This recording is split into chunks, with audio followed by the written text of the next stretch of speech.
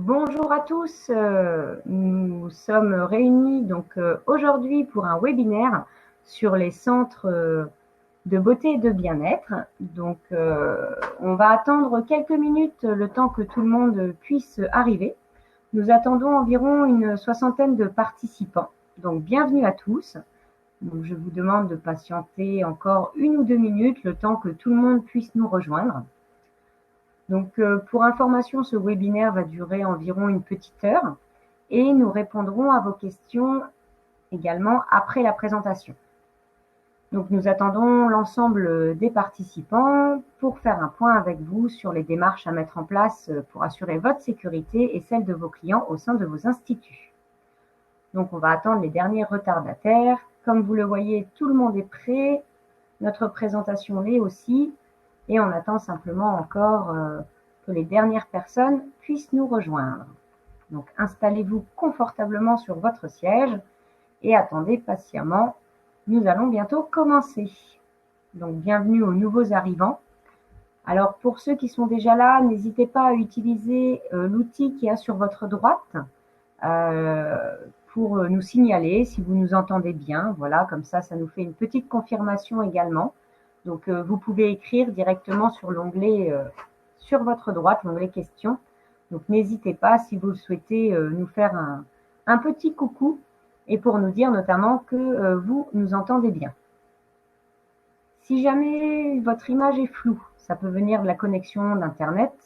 Tant que vous nous entendez, c'est le plus important puisque à la fin de ce webinaire, vous aurez accès aux clés et à la présentation. Bonjour, on vous entend bien, merci, merci Céline, très bon son, parfait. Bon, c'est l'essentiel. Voilà.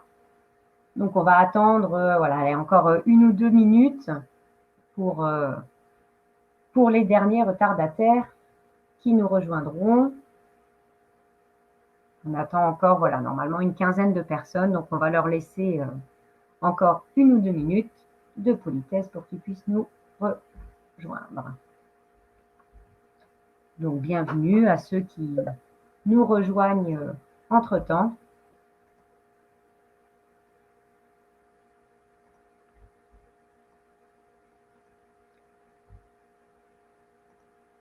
Nous allons bientôt commencer ce webinaire.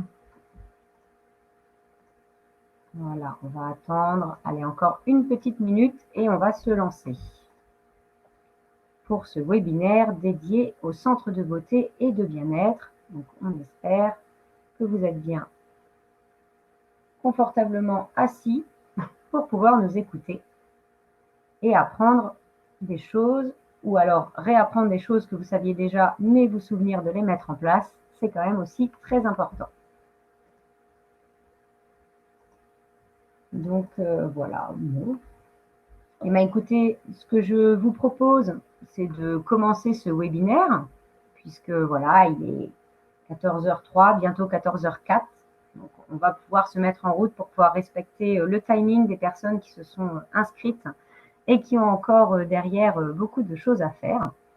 Donc, nous allons commencer ce webinaire dédié donc au métier de la beauté et du bien-être. Donc, bonjour à tous, je suis Claire Grunder, responsable communication au sein d'Agestra, un service de santé au travail de Moselle. Donc, ce webinaire est proposé par GEST, l'association qui réunit les services de santé au travail du Grand Est. Donc, parmi vous se trouvent des entreprises adhérentes à différents services de santé au travail, d'autres non, des partenaires, mais surtout, n'ayez pas d'inquiétude puisque les informations que nous allons vous donner aujourd'hui ne font aucune différence. Ce qui nous réunit, ce sont les questions que vous vous posez et auxquelles nous allons répondre. Alors, ce webinaire sera animé par Dr Frédéric Bossinger de l'AIST 3F. Donc, bonjour Frédéric, vous voulez dire bonjour, voilà. Et Marjorie Cazel, infirmière en santé au travail à Agestra. Pour ce qui est de vos questions, donc je vous propose, comme certains ont déjà pu le faire, d'utiliser l'outil qui se trouve à droite de votre écran. Et nous avons Rachel Bouanani, infirmière en santé au travail d'Agestra, et Julie Besson, ingénieure prévention au SPST Alsace, qui sont devant leurs écrans et prêtes à répondre à vos questions. Donc n'hésitez pas si au cours de la présentation, vous souhaitez poser des questions, elles seront donc là pour vous les répondre. Et à la fin, je reprendrai également les questions générales auprès de nos 3 experts qui pourront vous apporter directement une réponse. Donc ce webinaire va durer environ 1 heure. Vous verrez que certaines diapositives sont chargées en informations. Tout ne sera pas forcément dit à l'oral, mais nous voulions vraiment vous donner le maximum d'informations. Et sachez qu'à la fin de ce webinaire, vous allez retrouver le replay ainsi que la présentation en téléchargement sur les différents sites internet des services de santé au travail. Donc vous pourrez, à tête reposée, reprendre l'ensemble des informations qui vous seront présentées. Alors, avec nous aujourd'hui, nous avons l'honneur d'accueillir Madame Régine Ferrer, présidente de la Confédération nationale de l'esthétique parfumerie. Elle nous fait l'honneur de sa présence pour quelques mots d'introduction et elle sera également présente pour pouvoir répondre à vos questions. Donc, Madame Ferrer, je vous laisse la parole. Bonjour. Bien, bonjour à toutes et à tous. Je suis ravie d'être parmi vous aujourd'hui pour ce webinaire que nous avons bien préparé à votre attention. Je me présente, je suis la présidente de la Confédération nationale de l'esthétique parfumerie qui réunit 4 syndicats de la filière, un syndicat de fabricants de produits cosmétiques, surtout de produits cosmétiques liés à la cabine, que vous connaissez bien, Bayo, Talbot, El Labaché, Vino, enfin vous devez en connaître tout un programme. Ensuite, les fabricants de matériel, ceux qui vous équipent. Nous avons ensuite un syndicat d'écoles de formation et en fait, un syndicat qui réunit l'ensemble des esthéticiennes, des prothésistes ongulaires, des personnes qui s'occupent de l'embellissement du regard et des personnes qui font de la protection UV. Ce syndicat est votre syndicat et s'appelle l'UPB. Au début de cette pandémie, et pendant les quelques semaines et trop longues semaines qui ont fait que nous sommes restés chez nous, nous nous sommes tous mobilisés en disant que ce temps, nous devions le consacrer à préparer en quelque sorte le jour d'après. Le jour d'après, c'était le déconfinement. Donc, nous avons mobilisé notre partenaire principal qui s'appelle l'AFNOR. L'AFNOR, c'est l'organisme de certification que vous devez connaître, c'est le fameux NF que l'on trouve sur la plupart des objets que l'on a chez soi. C'est une certification. Et l'AFNOR a une qualité, c'est que nous travaillons avec les organismes qui nous encadrent au niveau des textes, qui s'appellent la DGCCRF, la Direction générale de la santé, la Direction générale des entreprises, mais aussi les associations de consommateurs et Link, pour ne citer qu'elles, avec l'émanation de 60 millions de consommateurs. Donc, on s'est mis tous autour de la table. Les fabricants nous ont mis à disposition des personnes responsables de leur service qualité, mais aussi des médecins, des infectiologues, des virologues, parce qu'il fallait que l'on se pose vraiment tout un tas de questions sur la capacité que nous avions à reprendre nos prestations, comment il fallait les reprendre, est-ce que certaines nous ne pouvions pas les reprendre et dans quelle mesure on avait besoin à la fois de se protéger, parce que se protéger c'est aussi protéger les autres, et se prémunir également de toute contamination vis-à-vis de nos consommatrices. On a fait donc cette norme AFNOR SPEC, c'est-à-dire spécifique, après la norme masque dont on a beaucoup entendu parler. On l'a faite en 6 jours et 6 nuits et nous avons décidé de la mettre à votre disposition gratuitement par simple téléchargement, ce qui n'arrive jamais puisque normalement la norme elle est au catalogue AFNOR et elle doit être achetée. Vu les circonstances, il nous a semblé extrêmement important que ce travail qui est le fruit vraiment de toute la filière vous soit donné gracieusement. Cette norme vient en quelque sorte compléter les fiches sanitaires puisque nous siégeons en tant qu'UPB, nous siégeons à la commission mixte paritaire au ministère du Travail. Vous savez que chaque branche a fait et a été obligée de faire ses fiches sanitaires. La norme est un guide de bonne pratique qui vient compléter les fiches sanitaires. En fait, vous avez 3 grands axes. Vous avez eu d'abord le protocole national de déconfinement qui s'applique à tous les métiers, les fiches sanitaires qui s'appliquent à nos métiers, esthétique et spa, et la norme, qui est un guide de bonne pratique dans lequel nous avons décidé de faire ce qu'on appelle un parcours client. Qu'est-ce qu'on fait avant? Qu'est-ce qu'on fait pendant? Qu'est-ce qu'on fait après? Et où nous avons examiné soin par soin dans la plus grande rigueur ce que nous pouvions faire en cas de risque sanitaire. Ce que je voudrais dire, c'est que cette norme, elle n'est pas uniquement faite en cas de risque et de sanitaire et de pandémie.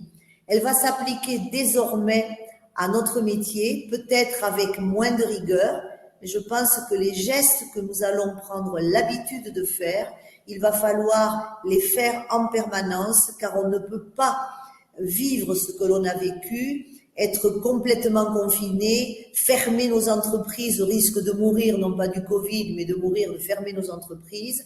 Et il faut que l'on ait dans l'esprit qu'on doit très très rapidement switcher et se mettre en mode protection. Et je pense que le mieux, c'est de le faire au quotidien. C'est pour ça qu'il est important que l'on comprenne bien ce que c'est qu'un virus, comment il fonctionne et comment on peut s'en protéger, quel qu'il soit, Covid ou pas. Voilà, je vais rester avec vous pendant tout ce temps et bien sûr à votre disposition pour toutes les questions que vous aurez à me poser. D'accord. Merci beaucoup, Madame Ferrer. Donc, pour information, vous aurez un lien directement à la fin de la présentation, donc vers la norme, que vous pourrez récupérer du coup en téléchargement à la fin du webinaire. Donc, merci pour cette introduction. Du coup, durant cette présentation, nous allons donc entamer plusieurs thématiques. Donc, tout d'abord, vous rappeler également la transmission donc, du virus. Puis, nous parlerons de la prévention primaire, donc d'un point de vue général. Et enfin, comment vous préparer et organiser donc, vos différents instituts. Nous ferons un focus sur tout ce qui est prestations à domicile. Puis, nous verrons justement prestation par prestation, quelle est la prévention à adopter dans vos métiers. Pour finir enfin sur le lieu de vie des salariés. Donc, sans plus attendre, Dr Bossinger va pouvoir prendre la parole pour la partie transmission du virus. Et vous allez pouvoir retrouver donc sur l'onglet sondage sur votre droite, nous venons de publier une petite question. Donc vous pouvez y répondre. Donc je vous invite, on va attendre quelques secondes. Donc selon vous, peut-on être contaminé par quelqu'un qui ne présente pas de symptômes? Donc je vous invite voilà à répondre. J'ai déjà beaucoup de oui. Donc je n'ai aucun nom, donc a priori, on va vérifier avec Dr Bossinger, mais je pense que c'est la bonne réponse. Oui. Donc voilà, effectivement, donc je n'ai que des oui, Dr Bossinger, je vous laisse la parole. Très bien, bonjour à toutes et à tous. Je me présente Dr Bossinger Frédéric, je suis médecin du travail à l'AIST 3F, donc c'est un petit service de santé de travail dans le sud du Haut-Rhin. Je suis vraiment ravi d'être avec vous pour cette présentation. La réponse à la question sur la contamination d'une personne sans symptômes est clairement oui. D'une part, il existe des personnes qu'on appelle porteurs asymptomatiques, qui sont porteurs du virus et qui ne présentent aucun symptôme de la maladie et qui n'en présenteront pas.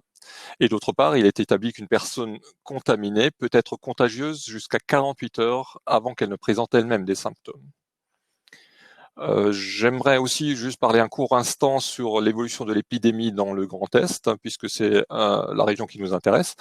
Les derniers chiffres publiés par l'ARS vendredi dernier nous renseignent que le taux d'incidence, c'est-à-dire le nombre de nouveaux cas pour 100 000 habitants, est passé aux alentours de mi-mai de 13 à son taux le plus bas de 6 cas pour 100 000 habitants le 1er juin. Mais on a repassé de nouveau à 10 nouveaux cas pour 100 000 habitants le 8 juin, notamment avec l'apparition de nouveaux cas plus nombreux en Meurthe-et-Moselle et en Meuse. Ces chiffres doivent donc nous inciter à bien continuer de mettre en œuvre les mesures de prévention dans notre région. En ce qui concerne la transmission du virus, elle se fait d'une personne infectée, l'émetteur, vers une personne saine, qui est le récepteur. La transmission est surtout aérienne par des gouttelettes ou des micro-gouttelettes. En parlant, en éternuant, en toussant, des gouttelettes de salive et de sécrétion sont projetées vers l'extérieur. Une autre source du virus peut être l'émission par voie fécale et transmise par ce qu'on appelle les mains sales, mais ça c'est plus accessoire. La contamination du récepteur, elle, se fait par les muqueuses, la bouche, les yeux, le nez. Il n'y a pas de pénétration au travers d'une peau non lésée. Donc attention aux gestes inconscients, les mains, les objets souillés qu'on porte à la bouche, ou les mains qui touchent les yeux, en se frottant les yeux, en se frottant le nez, ou en mettant des lentilles de contact, par exemple. Effectivement. Alors, nous avons une autre question pour vous qui vient d'être publiée donc, dans l'onglet sondage sur votre droite. Donc, selon vous, en cas de toux ou d'éternuement, les gouttelettes de salive riches en virus se dispersent-elles au-delà d'1 mètre? Ou est-ce que la distance d'1 mètre suffit-elle? Donc, on vous laisse également quelques secondes pour y répondre. Donc, nous avons beaucoup de oui, nous avons un je ne sais pas, donc pas de non. Donc, docteur Bossinger, je vous laisse répondre à cette question. Alors, que se passe-t-il en cas d'éternuement? La réponse est oui également. En parlant, lors d'une discussion, de petites gouttelettes invisibles sont projetées par la bouche sur environ 1 mètre en parlant. En cas de toux ou d'éternuement, les sécrétions sont projetées plus violemment, de 2 à 4 mètres pour les grosses gouttelettes et jusqu'à 8 mètres pour les plus fines. Nous avons ici une illustration d'un éternuement avec, on peut le voir, donc ces gouttelettes qui sont projetées largement au-delà de 2 mètres. Ici, nous avons une autre illustration de ce phénomène qui est une simulation informatique de la projection de gouttelettes lors d'un éternuement en fonction de l'existence ou non d'une protection, c'est-à-dire la main devant la bouche ou un masque. On peut voir en haut l'éternuement sans mesure de protection, en milieu avec la main devant la bouche et sur la partie basse avec un masque. Dans la deuxième partie de la vidéo, on voit justement même en ayant un masque, des micro-gouttelettes qui passent en haut et en bas du masque. C'est ce qu'on appelle les fuites du masque. La présence du virus sur les surfaces, elle peut varier en fonction du matériau. Une étude d'avril 2020 montre qu'une persistance du virus dans l'air est possible jusqu'à 3 heures et sur les différentes surfaces de 1 à 5 jours. Il faut cependant relativiser ces chiffres. Une détection du virus ne veut pas dire que ce virus ne peut encore contaminer. Les techniques d'analyse de présence du virus détectent des antigènes, c'est-à-dire des petites fractions de virus.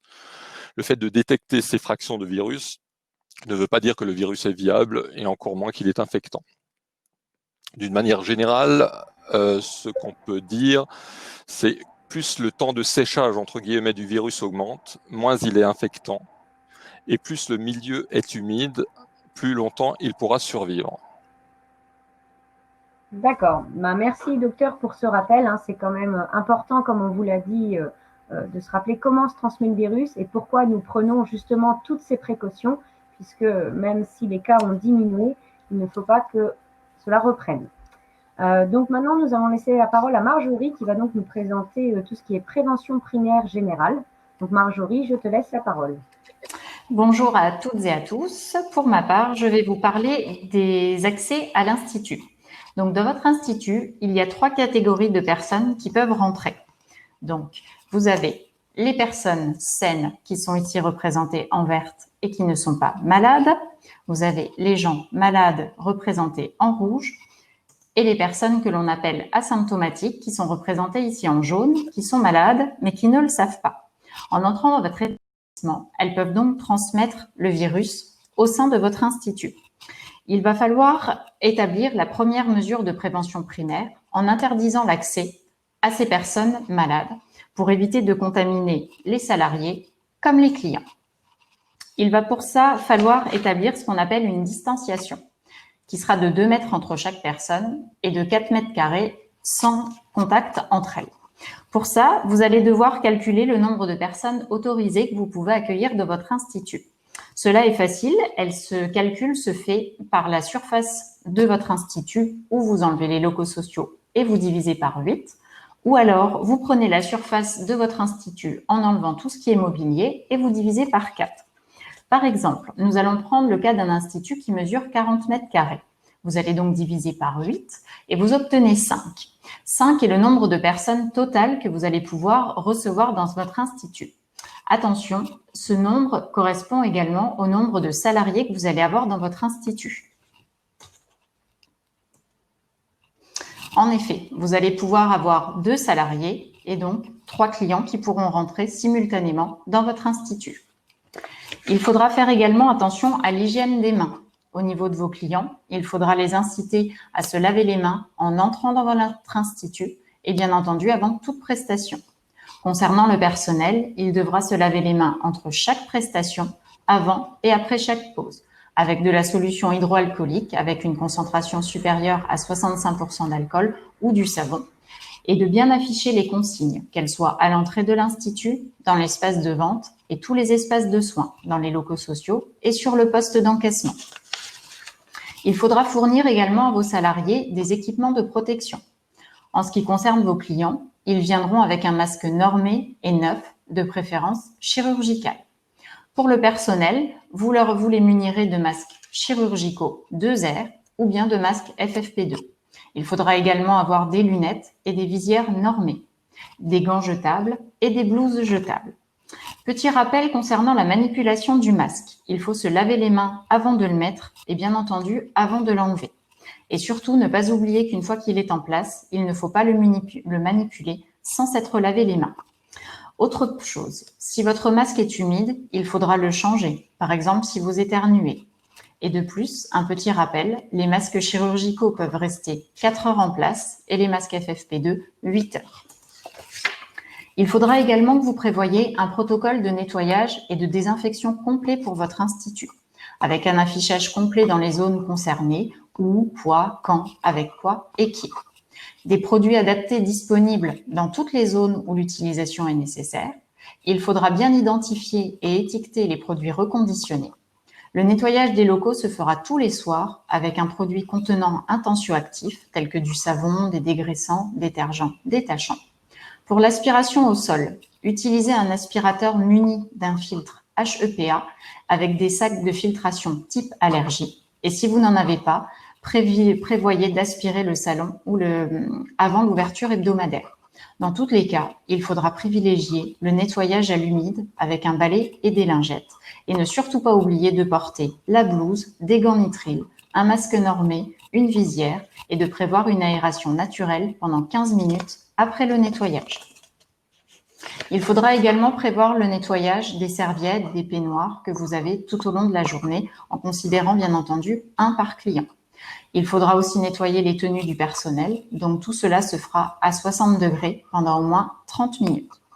Le nettoyage de la visière, quant à lui, se fera après l'utilisation pour des soins où le client n'a pas de masque, par exemple les soins du visage. Il faudra donc le nettoyer avec de l'eau et du savon sur les deux faces. Le nettoyage, quant à lui, des collants de contention et des combinaisons est nominative. Vous demandez bien entendu à vos clients et clientes de le nettoyer avant de venir et de le remporter chez elles pour qu'elles puissent le laver. Attention, l'utilisation de lessive désinfectante ne remplace pas le lavage à 60 degrés. Il faudra également désinfecter tout ce qui est le matériel et les surfaces. Vous utiliserez un produit conforme à la norme virucide ou bien un produit contenant de l'alcool à 70 degrés ou de l'eau de javel à la concentration virucide de 0,5% de chlore actif. Par exemple, 1 litre de javel dilué à 2,6% pour 4 litres d'eau froide. Il faudra appliquer de préférence le produit sur un chiffon et pas directement sur la surface. Un petit rappel également, le vinaigre blanc et les huiles essentielles sont inefficaces contre le virus. Le stérilisateur ne remplace pas la désinfection à l'aide d'un produit virucide. Et petit rappel également sur les berlingots, évitez de les utiliser car ils sont trop concentrés et il y a un risque de se tromper dans la dilution. Il faut également désinfecter tout ce qui est régulièrement touché dans votre institut. Les poignées, les claviers, les testeurs, tout ça plusieurs fois par jour. Les sanitaires après chaque passage et bien entendu la salle de pause, de restauration, les boutons de commande, des équipements. Il faut aussi désinfecter tout ce que vous proposez à vos clients, comme les vestiaires, avec les casiers, les bacs plastiques que vous pouvez leur prêter pour poser leur matériel, les tables de soins, les installations pour soins humides, telles que les chromes et les bordures, mais aussi tout ce qui est en contact avec la main et les pieds pendant les soins, les lits, les cabines UV, les zones de mobilier dédiées au change, ainsi que les couvertures chauffantes. Vous désinfectez également tout le petit matériel que vous utilisez régulièrement. tels que les coupelles, les spatules en inox, les pinces à épiler, les pinces à extension de cils, par exemple. Tout ceci sera fait avant et entre chaque client. Vous nettoyez aussi les lampes à UV et les sèche-ongles, intérieurs et extérieurs. Si vous le pouvez, privilégiez le matériel jetable dès que possible, ce qui vous permet de le jeter après chaque client. Il faut également informer vos salariés et les former qu'ils ne doivent pas venir en cas de symptômes. Expliquez que si vous avez des salariés à risque dans votre institut, ils ont la possibilité de bénéficier de mesures d'isolement ou d'aménagement de poste par le médecin du travail. Il faut bien respecter les gestes barrières, le lavage des mains et le port des EPI. Les protocoles mis en place de désinfection et d'aération sont installés à différents endroits du salon. Les bijoux sont interdits, seuls les clous d'oreilles sont tolérés. Les cheveux doivent être attachés, les ongles courts, brossés et naturels. La tenue professionnelle est changée chaque jour ou en fonction des soins réalisés. Il faut évidemment s'assurer que les consignes soient bien comprises. D'accord, donc merci Marjorie. Donc on vous a présenté donc les principes généraux. Pour rappel, à la fin de ce webinaire, vous pourrez retrouver la présentation et le replay avec toutes les informations que nous vous présentons. Donc maintenant, Marjorie, pouvez-vous nous dire ce qu'il en est de la préparation et de l'organisation des instituts? Alors, il faut que vous informiez vos clients. Lors de la prise de rendez-vous, que ce soit à domicile ou en institut, vous devez communiquer à vos clients que les prestations ne se font que sur rendez-vous. N'oubliez pas de prévoir 15 minutes entre chaque rendez-vous pour pouvoir prévoir l'aération de chaque zone où vous avez réalisé vos prestations. Que l'accès à votre institut est interdit en cas de symptômes, que certaines prestations ne sont pas réalisables dans le contexte de la crise sanitaire, nous en reparlerons un petit peu plus tard dans cet exposé. Le port du masque normé est obligatoire pour chaque client à l'entrée de votre institut. Demandez à votre client de prendre une douche avant de venir à l'institut pour la réalisation, par exemple, de soins du corps. L'obligation de lavage des mains et des pieds pour la réalisation des soins au niveau de ces zones du corps et bien indiquer le prix de la prestation pour qu'ils puissent préparer le paiement. En même temps, dites-leur de venir à l'heure, ni en avance, ni en retard, de laisser un maximum d'affaires dans leur voiture, de prendre le minimum avec eux. Vous pouvez leur dire de prendre un cabas pour les mettre dedans ou leur proposer un bac avec un couvercle pour qu'ils puissent les entreposer. Ils doivent venir seuls, sinon l'accompagnateur restera dehors. Il n'y a pas d'accès aux toilettes, sauf sur demande, et bien entendu, il faut réaliser une désinfection complète après chaque passage. L'accès aux douches est également limité. Il est réservé pour des soins, par exemple, comme les hammams, et vous pouvez mettre à disposition des gels douches individuels ou des distributeurs automatiques. Vous pouvez également demander à vos clients de réaliser des autodiagnostics avant le rendez-vous. Si le résultat est négatif, le rendez-vous est confirmé. S'il est positif, le rendez-vous est annulé. Vous avez sur la diapositive l'adresse du gouvernement où vous pouvez réaliser ce petit test d'autodiagnostic. Un petit rappel concernant les affichages des règles et des consignes sanitaires. Donc, que vous pouvez disposer à l'entrée de l'institut, dans les espaces de soins et dans les zones stratégiques de votre institut. Si vous ne les avez pas, nous vous avons mis les adresses sur la petite diapositive pour pouvoir aller les chercher et vous les procurer. D'accord, merci Marjorie. Donc maintenant, le docteur Bossinger va nous parler de comment aménager justement l'institut. Dans les diapos qui vont suivre, nous allons nous intéresser au déroulement de votre journée, ainsi que le circuit emprunté par vos clients et vos salariés en décrivant les aménagements et les mesures de prévention à mettre en place. Les aménagements démarrent avant l'entrée dans l'établissement. Si vous limitez le nombre de personnes présentes à l'intérieur de votre établissement, il y aura potentiellement une file d'attente à l'extérieur. Pensez donc à définir une zone d'attente sécurisée, à matérialiser les distances de sécurité et à baliser la file. Affichez les consignes déjà sur la porte d'entrée, notamment la distanciation, le lavage des mains, le port de masque, pour le rappeler aux clients avant même qu'ils entrent dans l'institut. Pour garantir la distanciation et le nombre maximum de personnes présentes dans votre institut, vous devez gérer les flux, les clients et les salariés dès l'entrée. Gardez la porte d'entrée ouverte si possible, ça évite la manipulation, ça limite la contamination de la porte d'entrée. Créer une entrée et une sortie distinctes ou, si c'est impossible, donner une priorité aux clients qui sortent. Réaliser un parcours fléché bien visible dans le salon. Disposer un obstacle à l'entrée qui peut être une table avec un kit de désinfection par exemple pour rendre attentif aux consignes affichées et aux nouveaux parcours fléchés que vous avez mis en œuvre. Pour les salons avec une seule entrée, on peut par exemple mettre en place un petit obstacle au départ et créer 2 fils et des armoires après pour des armoires de produits pour créer des couloirs séparés. Si vous avez une porte automatique, une fois le nombre maximum de clients atteint, désactivez le détecteur d'ouverture, puis à chaque personne qui sort, vous laissez rentrer un nouveau client. Vous pouvez aussi mettre en place une sonnette extérieure avec un affichage demandant à se servir de la sonnette et d'attendre l'ouverture de la porte. Il est également possible d'installer un dispositif d'ouverture de porte à distance.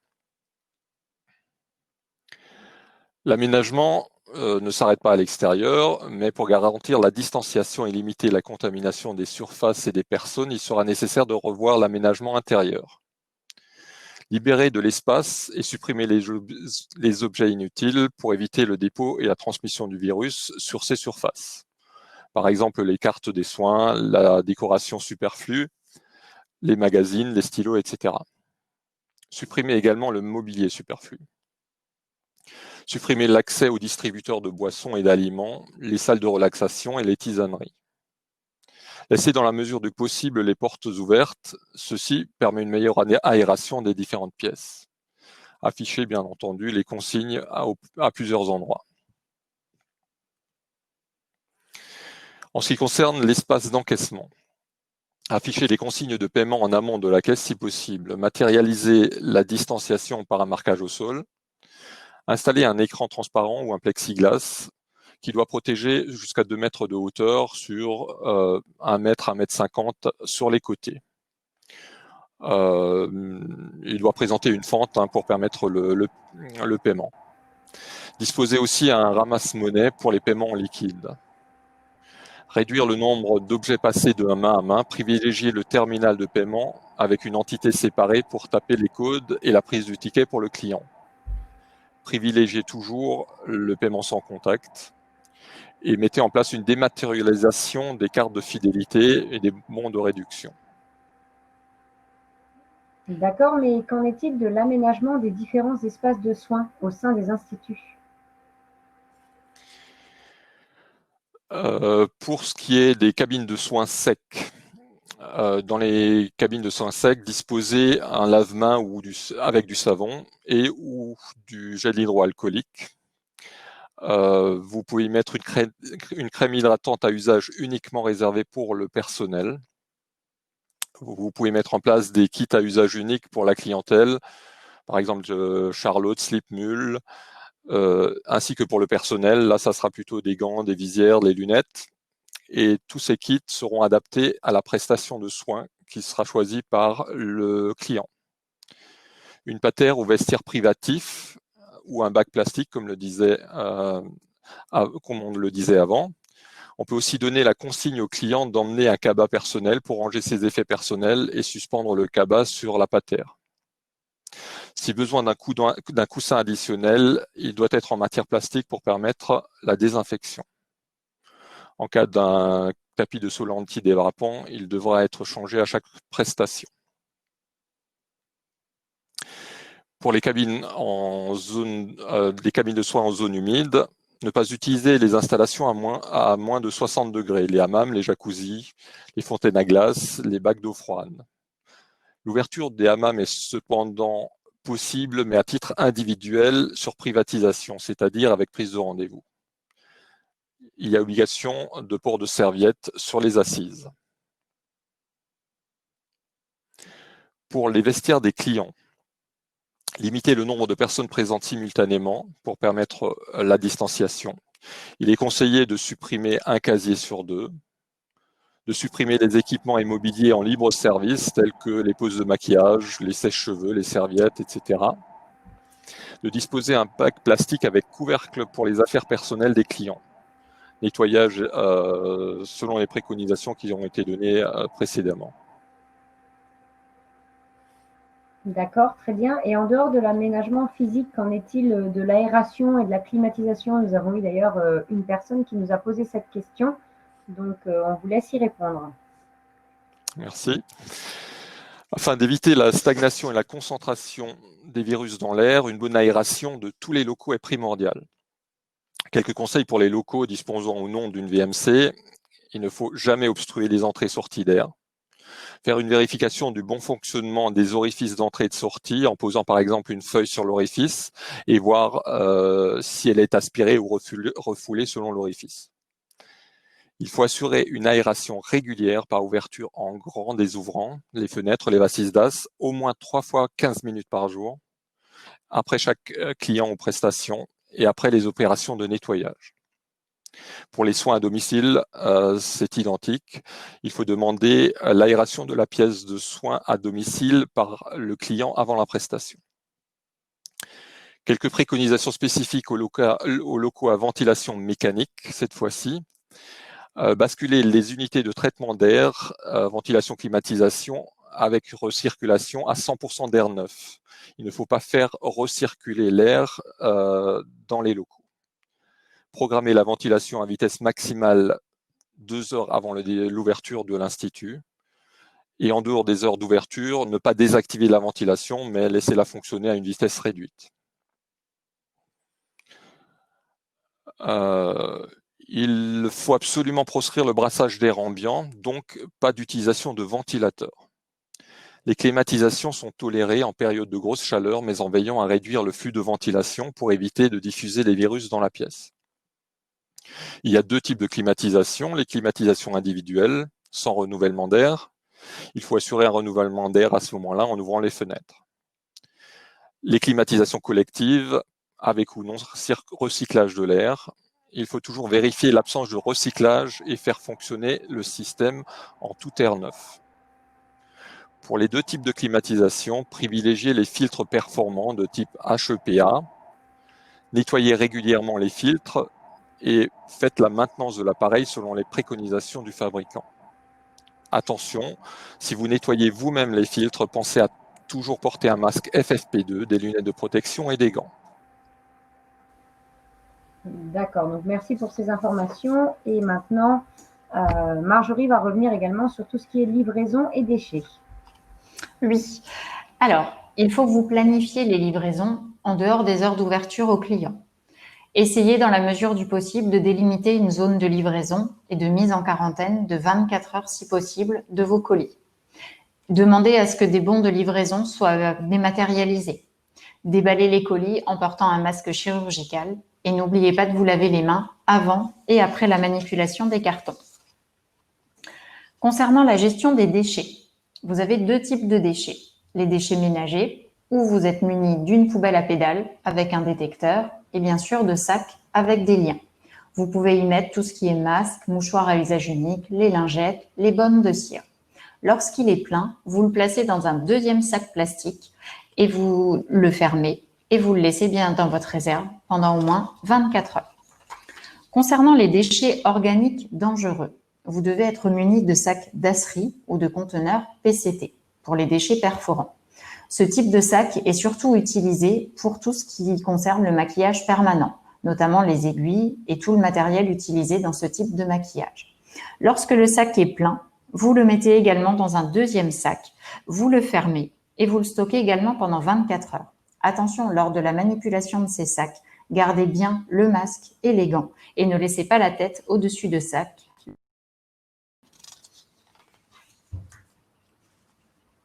D'accord, donc nous avons présenté un peu ce qu'il y a à faire au sein de vos instituts, mais qu'en est-il de la prestation à domicile? Donc Marjorie, que doivent faire nos esthéticiennes si elles se rendent à domicile?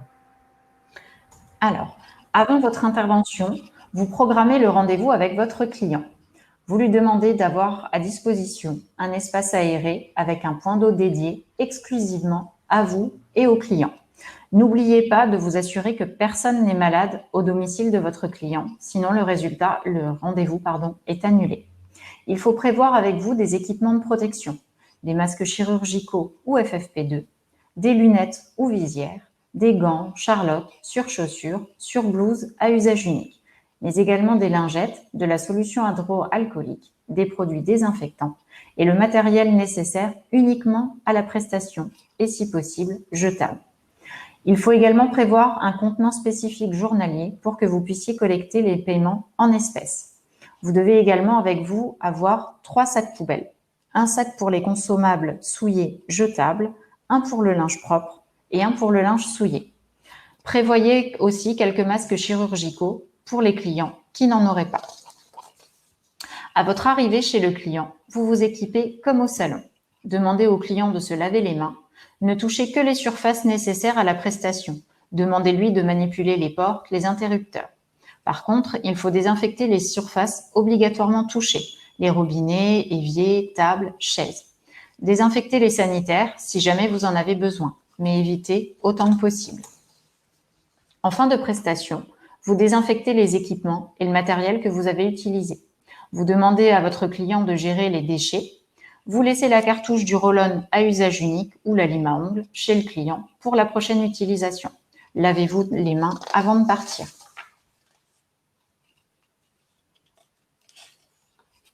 Nous allons parler alors prestation par prestation, puisque vous avez différentes activités au sein de votre institut. Donc Marjorie va continuer et pouvoir vous présenter quelles sont les préventions à prendre point par point. Alors, tout d'abord, nous allons parler des essais. Donc l'accès aux testeurs ne se fera que par vos salariés. Vous utilisez des accessoires jetables, les spatules par exemple, ou désinfectés avant et après chaque utilisation. Le test sera posé sur le dos de la main, qui sera au préalable désinfecté. Le client ou la cliente l'appliquera elle-même sur sa main. En ce qui concerne les épilations, vous pouvez réaliser plusieurs types d'épilation. Il faudra se munir d'une spatule à usage unique ou en inox qu'il faudra nettoyer et désinfecter après la prestation. Vous pouvez également utiliser des petits godets ou coupelles pour mettre la juste dose de cire dont vous avez besoin.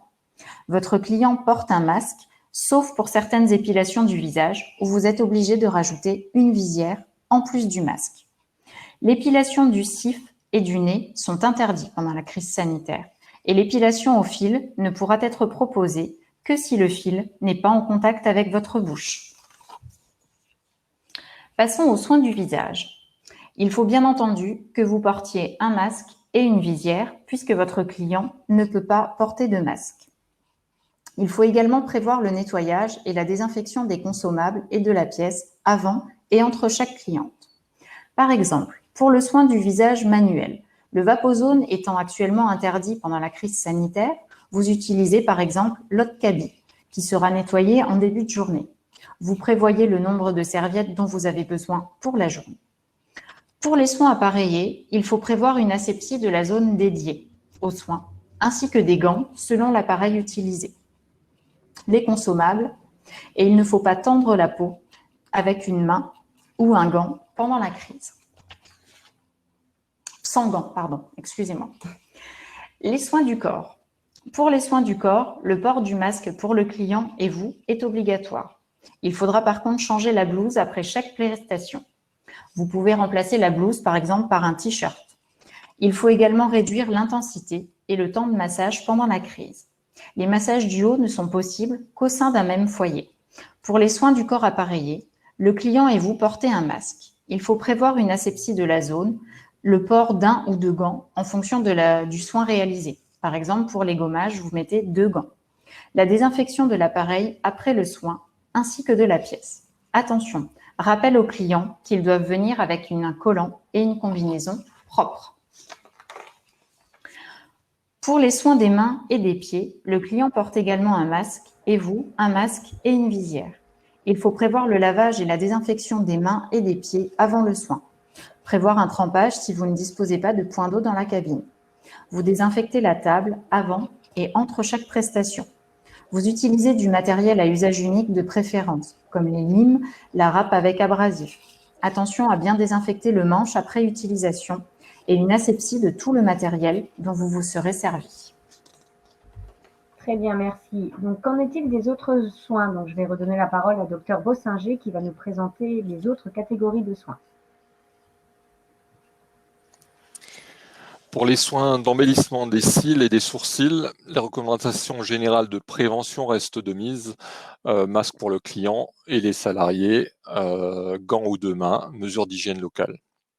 S'agissant des soins du visage, il est préconisé un port de masque FFP2 avec visière, pour le risque de contamination par les fuites du masque par exemple. Assurez toujours une désinfection du petit matériel avant et après soin. Pour les soins de maquillage, également, recommandation des mesures valables pour tout type de soins, masque pour le client, si c'est possible, en fonction de la prestation. Comme il s'agit d'un soin de maquillage souvent au visage, le port du masque pour la cliente n'est pas toujours possible. Pour cela, il faut que le salarié porte un masque FFP2, du fait de la proximité avec le visage et du risque, justement, si le client ne porte pas de masque. Les gants sont préconisés aux 2 mains, une blouse, une désinfection avant et après du petit matériel comme pour tout soin. Comme pour les autres soins également, recommandation d'un prélèvement unique dans le flacon de cosmétique et dépose dans un récipient secondaire dédié aux soins. Ça peut être une coupelle désinfectée ou une barquette en aluminium jetable. Pour le maquillage permanent, se référer au décret numéro 2008-149 du 19 février 2008, fixant les conditions d'hygiène et de salubrité pour le tatouage. Le lien marqué sur la diapositive donne accès au texte réglementaire. Pour les cabines UV, les mesures d'hygiène de la cliente toujours, douche en amont, lavage des mains, masque en entrant et en sortant de la cabine. Pour les professionnels, port de masque et de blouse. La désinfection du matériel avant et après, comme toujours, de la boîte à lunettes UV, du mobilier, du lit, de la cabine. Application de réglementation en vigueur, en particulier le système de renouvellement de l'air couplé à la VMC avec maintenance des filtres. Il faut bien veiller à ne pas utiliser de gel hydroalcoolique en cabine UV, car il y a un risque de brûlure, surtout quand il est associé aux UV. Les soins en zone humide. Une grande attention aux mesures d'asepsie doit être de rigueur en zone humide. L'asepsie de tous les instruments avant et entre chaque prestation. La désinfection minutieuse de la table, de tous les accessoires et mobiliers avec un produit virucide. Effectuer une traçabilité des désinfections à l'aide d'un tableau, par exemple. Par ailleurs, les mesures de base, masque client, masque salarié, douche de la cliente au préalable et après soin. Utiliser obligatoirement une serviette pour les assises. Si pas de possibilité de blouse à usage unique pour la professionnelle, la tenue en contact avec la cliente doit être changée après le soin. Les massages du haut sont interdits, sauf pour des personnes d'un même foyer. Pour les soins des ongles, nous avons non seulement le risque biologique du Covid, mais également un risque chimique important lié aux constituants des vernis et gels de polymérisation. Ces gels sont reconnus irritants, sensibilisants, perturbateurs endocriniens et même cancérogènes mutagènes pour certains nombres. En prévention, désinfection et brossage des ongles en amont par la cliente, port de masque. Pour les professionnels, masque FFP2, FFP3 impératif, non seulement pour le risque du Covid en face à face, mais aussi pour le risque chimique. Gants en nitrile aux 2 mains, visière, tablier à usage unique ou tenue changée après chaque cliente. Nous vous conseillons d'employer des rouleaux Emery à usage unique pour les ponceuses et bien sûr désinfection du matériel avant et après chaque prestation. Surtout, n'oubliez pas de désinfecter les lampes UV, désinfection extérieure et intérieure. Aération de 15 minutes après l'acte. Les recommandations vont vers une table aspirante aussi avec une évacuation extérieure ou à défaut une aspiration avec un filtre HEPA. Alors justement, par rapport à ces tables, les tablettes aspirantes, donc on vous a remis une question dans la partie sondage, donc sur la droite de votre écran. Donc selon vous, sont-elles efficaces pour empêcher la contamination? Donc on vous laisse de nouveau quelques secondes pour y répondre. Nous avons pour l'instant des non et des je ne sais pas. Un oui. Ah, donc c'est la première question où vous allez pouvoir trancher, docteur Bossinger. Le non tant Donc, je vous laisse y répondre. Nous avions plus de non, mais un oui tout de même. Les tables aspirantes, en règle générale, n'ont aucune efficacité pour se protéger du Covid pour plusieurs raisons. Elles n'aspirent au meilleur des cas qu'à 20 cm de la base. Les tables aspirantes avec rejet d'air à l'extérieur, bien que largement recommandées, sont quasi inexistantes dans les instituts. Et les filtres des petites tablettes ne sont pas adaptés au virus. Ici, quelques exemples de tables aspirantes que j'ai répertoriées dans notre région. Donc là, on a une tablette qui aspire à 5 cm à peu près. Vous voyez qu'un fumigène est aspiré à 5 cm et dès qu'on passe les 5 cm, la fumée se disperse dans le local. Ici, une table aspirante performante qui assure un captage jusqu'à 20 cm à partir de sa base. Cette table est également équipée d'un filtre HEPA et d'un filtre à charbon actif pour limiter le risque chimique, ce qui est préconisé. Et enfin, en dernier lieu, ici, une table aspirante qui est totalement inefficace. Vous voyez que même à 2 cm, le fumigène se diffuse dans la pièce, donc ce qui va également propager le virus d'ailleurs. D'accord, très bien. Donc, merci pour ces informations, donc prestation par prestation. Et donc, pour nous allons vous parler notamment des lieux de vie des salariés. Donc, je redonne la parole à Marjorie, qui va donc vous présenter cette partie-là. Alors, nous allons d'abord évoquer les repas. Donc, si possible, l'idéal étant de le prendre à l'extérieur. Si ce n'est pas le cas, vous pouvez dédier un endroit au sein de l'Institut. Établissez un planning pour éviter que tout le monde se retrouve en même temps dans la salle de pause. Il faut éviter les face-à-face pour bien respecter la distance de 2 mètres. Il faut éviter de toucher les surfaces, sinon les désinfecter. Prévoir une vaisselle individuelle que chaque salarié ramènera avec lui le soir, où il fera sa vaisselle à domicile. Vous mettez à la place du savon, sèche-mains en papier, des lingettes et une poubelle à pédales dans ce local. Et bien entendu, les consignes sont affichées. En ce qui concerne les sanitaires, il faut désactiver les systèmes de séchage automatique soufflant, de retirer les serviettes en tissu et à la place, vous avez mis savon, sèche-mains en papier, lingettes, poubelle à la pédale. Il faut aérer et ouvrir les fenêtres régulièrement et là encore, afficher les consignes. En ce qui concerne les vestiaires, il faut limiter le nombre de personnes présentes en même temps dans les vestiaires, espacer les casiers, en mettre 1 sur 2 par exemple. Prévoir un crochet par exemple sur la porte intérieure du casier pour pouvoir accrocher la visière. Les systèmes de séchage des mains automatiques est désactivé. Et à la place, vous avez également mis savon, sèche-mains en papier et poubelle à pédales. D'accord, très bien. Merci Marjorie. Donc, nous avons vu tous les éléments qui sont à mettre en place, mais qu'en est-il des aides? Donc, docteur Bossinger, quelles sont les aides pour les très petites entreprises? Donc c'est tout nouveau, enfin ça date du 18 mai 2020. La CARSAT a mis en place une nouvelle subvention qui permet de financer 50% du prix de l'investissement total dans la limite de 5 000 € hors taxe de subvention et avec un minimum de 1 000 € d'investissement, 500 € pour un indépendant.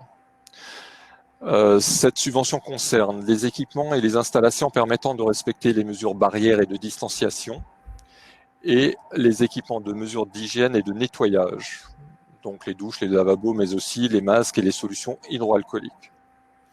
À noter que les masques, gels et visières sont financés uniquement si l'entreprise a également investi dans au moins une des mesures de barrière ou de distanciation sociale. Les gants et les lingettes ne font pas partie du matériel subventionné. Le lien affiché sur la diapositive vous met en contact avec le service de la CARSAT concerné. D'accord. Et donc, pour terminer, qu'en est-il du document unique d'évaluation des risques? Quelle est la mise à jour à faire par justement les instituts?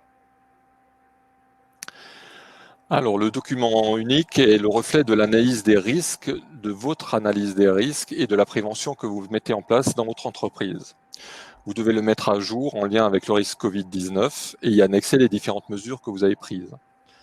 En cas de difficulté, les services de santé au travail peuvent vous accompagner dans cette démarche. N'hésitez surtout pas à prendre contact avec le service de santé dont vous dépendez si vous avez des difficultés à mettre à jour ce document unique. Voilà, donc effectivement, merci. Donc nous arrivons à la fin de notre webinaire qui a duré voilà, un peu moins d'1 heure pour le moment. Donc nous vous invitons à retrouver le replay et le support, comme je vous l'avais dit en début de séance, sur les différents sites de services de santé au travail.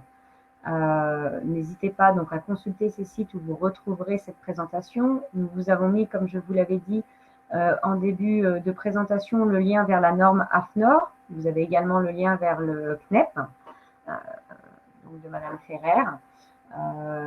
Je vous invite également aussi à suivre nos futurs webinaires.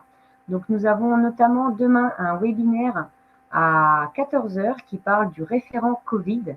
Et ce vendredi, donc le 19 juin à 10 h, un focus sur la qualité de vie au travail, donc réalisé par les psychologues du travail de GES, donc de différents services de santé au travail. Enfin, la semaine dernière, nous avons fait un webinaire sur les responsabilités de l'employeur face au Covid, donc en partenariat avec une avocate. Donc les liens sont disponibles sur les différents sites internet de votre service de santé au travail, mais également sur cette présentation. Donc pour terminer, nous allons donc répondre aux questions qui ont été posées pendant le webinaire, qui n'ont pas eu tout de suite une réponse. Et si vous avez encore justement des questions, c'est le moment d'en poser. Donc vous avez votre écran sur la droite, donc n'hésitez pas à poser ces questions puisque tout le monde pourra y répondre. Et je vous invite également à répondre au dernier sondage avant de nous quitter. Alors, nous avions notamment une question, donc je pense que ce sera Madame Ferrer qui répondra, mais vous verrez si voilà, vous voulez prendre aussi la parole. Donc, nous avons eu « Est-il possible de m'apporter une précision sur le hammam ? Mon centre dispose d'un espace humide avec hammam que l'on propose en séance privative. On nous indique que le hammam doit être désinfecté entre chaque client, mais je ne vois pas comment cela est possible. Alors, que recommandez-vous justement pour cela, Madame Ferrer ? Oui, alors en fait, il existe plusieurs types d'équipements. Il existe des hammams qui sont utilisés de façon privative, qui sont des hammams collectifs, mais que l'on au niveau que l'on propose en prestation privative, et cela ne dispose pas d'un process de nettoyage et de désinfection personnalisé. En réalité, si vous voulez, aujourd'hui, il existe des hammams pour 2 personnes que l'on peut acheter, qui, à la fin de la prestation, s'auto-nettoient eux-mêmes. On n'a pas besoin d'y faire rentrer quelqu'un, car il est évident que faire rentrer quelqu'un, une esthéticienne qui aurait à désinfecter un hammam dans lequel il y a évidemment énormément de buée, dont des gouttelettes en suspension, c'est absolument pas possible. Donc, si vous avez ce type de hammam, qui est un hammam collectif et qui n'a pas le système de désinfection après la prestation, eh bien, c'est assez simple. Lorsque le client rentre, vous lui demandez simplement d'avoir une serviette, qu'il pose la serviette qui lui sert de siège et qu'il s'assied sur la serviette qu'il reprend à la sortie. Ça, c'est très important. Et il va falloir que vous puissiez ouvrir un tout petit peu la porte du hammam pour faire s'échapper la fumée, si j'ose dire, enfin les gouttelettes en suspension, mais évidemment, ce n'est pas toujours possible compte tenu que souvent, les hammams sont enfermés dans des pièces bornes. Alors, autrement dit, ça vous donne un petit peu la limite de la désinfection. Lorsque nous avons fait cette norme, nous nous sommes posé énormément de questions sur les hammams.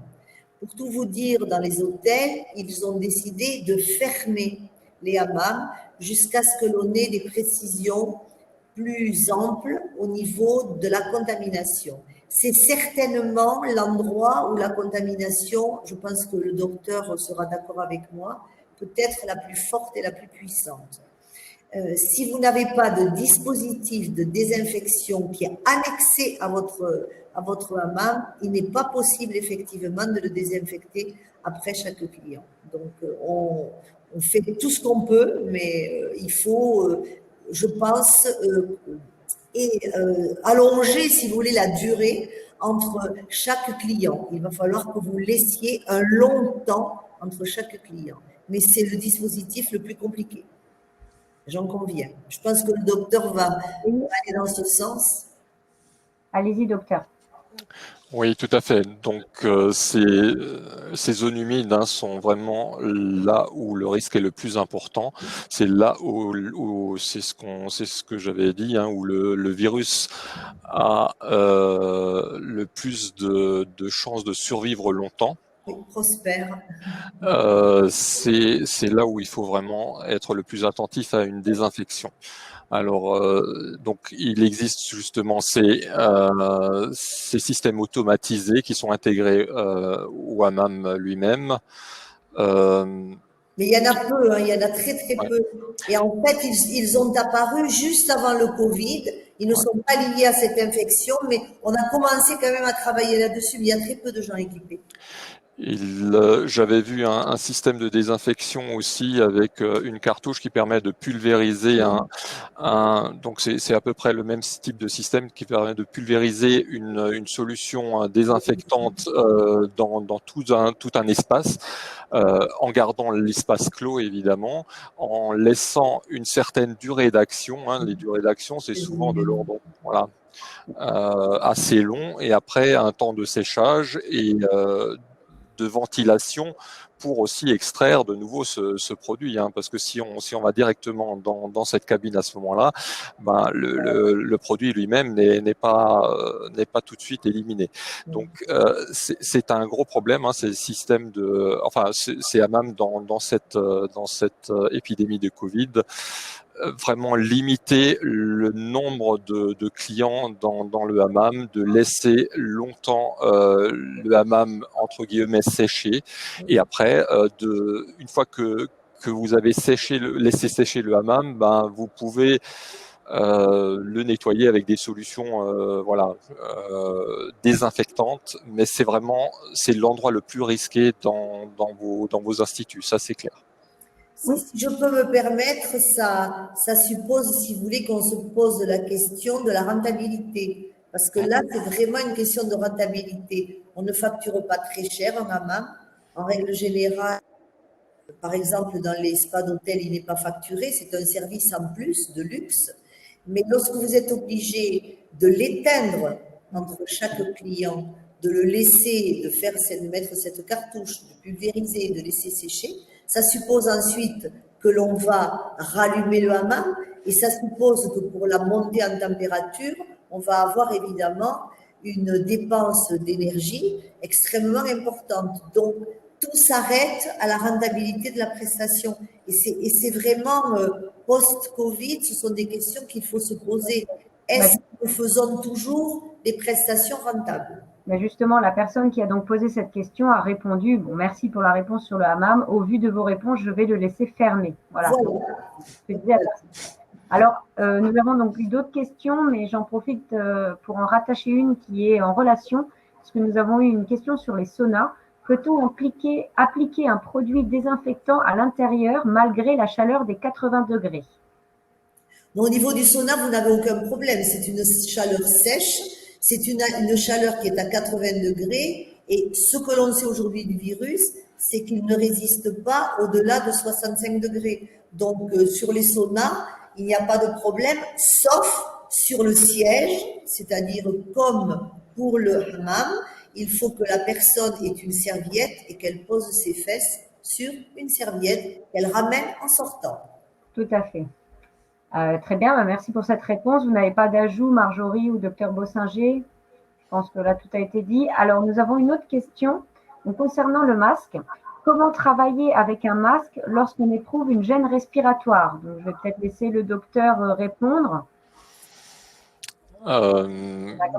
Voilà. Il restera toujours conseillé de porter un masque, même si effectivement on est gêné par le port de masque. Je porte aussi un masque toute la journée quand je suis en contact avec les personnes. Il ne faut absolument pas retirer le masque. On peut se permettre des pauses où on va peut-être à l'extérieur et à ce moment-là on peut retirer le masque s'il n'y a personne autour et donc de récupérer un petit peu. Mais pendant le travail, lorsqu'on est en contact avec des personnes, il faut absolument garder le masque. D'accord. Est-ce que vous avez quelque chose à rajouter sur cette question? Oui. Oui, c'est en fait le masque, on n'y est pas du tout habitué. Mais quand vous allez, quand vous voyagez, quand vous allez par exemple en Asie, ça fait 25 ans que toutes les esthéticiennes japonaises ou chinoises portent un masque pour leurs prestations. À Singapour, on porte un masque, partout on porte un masque. Nous ne sommes pas habitués à cet équipement. Donc évidemment, il va falloir qu'on s'accoutume. Et comme le disait très bien le docteur, c'est de temps en temps aller s'aérer sur un balcon ou à une fenêtre, respirer très amplement de façon à se réoxygéner, mais il va falloir s'habituer en permanence. Post-Covid, c'est sûr. Non, c'est sûr. Alors, il y a eu d'autres questions qui ont été répondues donc par Rachel et donc Julie. Donc pour les participants qui nous regardent encore, si vous avez encore des questions, c'est maintenant ou jamais. Notre équipe est disponible pour vous répondre. On vous laisse encore une petite minute. Sinon, ça va me permettre de conclure ce webinaire. En tout cas, je tenais vraiment à remercier donc les participants, puisque organiser entre services de santé au travail un webinaire et avoir la chance d'avoir Madame Ferrer qui est aussi intervenue et qui a pu justement valider l'ensemble des informations qu'on vous présentait, ça prend énormément de temps. Donc, je vous remercie encore tous chaleureusement. Également la ST67 qui était en backup et qui nous a également aidé dans cette réalisation. Donc, je vois que vous n'avez plus de questions. Donc, je vais en profiter donc, pour conclure. De rien, Myriam. Myriam nous remercie pour nos réponses, donc de rien. N'hésitez pas à regarder de nouveau cette présentation en replay. Donc, en ayant les liens accessibles, vous le recevrez par email. Vous le retrouverez également sur les sites des services de santé au travail. Et nous vous mettrons également en téléchargement la présentation d'ici demain au plus tard, donc ce qui vous permettra d'avoir accès à toutes les informations. Un petit mot de conclusion peut-être, Madame Ferrer, pour terminer. Et on s'aperçoit, si vous voulez, on commence à avoir un retour sur les premières semaines. On s'aperçoit que les esthéticiennes ont été extrêmement occupées pendant les premières semaines, comme les coiffeurs, parce que les poils avaient poussé, donc il a fallu les retirer. On se rend compte aujourd'hui quand même qu'il y a un changement très important au niveau du comportement des consommateurs. Celles qui travaillaient avec des consommateurs, disons, au-delà de 50 ans, c'est une clientèle qui a du mal à revenir parce qu'elle se sent population à risque. Et je dois dire, au niveau des médias, on l'a un petit peu stigmatisé, cette population. Donc, les clientes ont du mal à revenir. Les clientes ne sont pas non plus assurées très souvent de la pérennité de leur emploi, donc elles font très attention à leurs dépenses. Et on sait très bien que lorsqu'il y a un resserrement, eh bien, on resserre surtout, si vous voulez, sur les choses un peu superflues, et on fait quand même partie du superflu. Donc, je pense qu'il va falloir se poser des questions sur la rentabilité de nos soins. Il va falloir, je pense, réactualiser les cartes, faire des cartes plus resserrées, un petit peu comme l'ont fait les restaurateurs à un moment donné, faire un menu plus court, plus spécifique, ne pas hésiter à se spécialiser, ne pas hésiter non plus à se former sur le numérique et faire quelque chose que les esthéticiennes n'aiment pas. Je vais un petit peu mettre les pieds dans le plat, mais c'est vendre. Et aujourd'hui, on se rend compte qu'elles n'aiment pas vendre des produits et une prestation ne va devenir impérativement rentable que sur des produits derrière ont été vendus. Et ça, il va falloir s'initier à ces techniques de vente. Il va falloir également travailler sur des plateformes d'achat produits Je crois que ça va être notre futur, un petit peu modifier nos façons d'agir et d'être. En tout cas, nous y travaillons à la CNEP très vivement, puisque nous allons, au mois d'octobre, faire des états généraux de la profession à Paris. Mais je vous le dirai à ce moment-là, pour qu'on se réunisse tous pour mettre en avant la nouvelle vie que nous sommes en train de vivre. Vous savez, je pense qu'après la Deuxième Guerre mondiale, tout le monde a reconsidéré sa façon de vivre. Et c'est une forme de guerre, comme l'a dit le président dans sa première allocution au départ. Et il va falloir reconstruire nos vies. Et reconstruire les vies, c'est aussi reconstruire nos métiers. Et il va falloir que tous nous y mettons du nôtre. Effectivement, on a une réaction face à ce que vous dites d'une personne qui nous dit qu'elle est complètement d'accord avec vous, que la vente est essentielle pour leur rentabilité. Et là vraiment, elle n'est pas essentielle, elle va devenir vitale. Eh ben, merci beaucoup pour cette conclusion. Donc, pour les derniers participants, n'hésitez pas à répondre à nos petits sondages qui sont sur la droite, voilà, pour qu'on puisse avoir un petit retour sur ce webinaire. Donc, encore merci Madame Ferrer pour votre temps et votre présence. Merci Marjorie Cazel et merci Docteur Bossinger également, ainsi que Julie et Rachel qui ont répondu à votre question. Donc, je vous souhaite à tous une bonne fin de journée et n'hésitez pas à consulter les sites internet de vos services de santé au travail et de contacter vos équipes médicales qui restent à vos côtés pour vous accompagner sur l'ensemble des questions que vous pouvez avoir, y compris en dehors du Covid. Voilà. Eh ben, bonne journée à tous. Au revoir. Au revoir. Au revoir.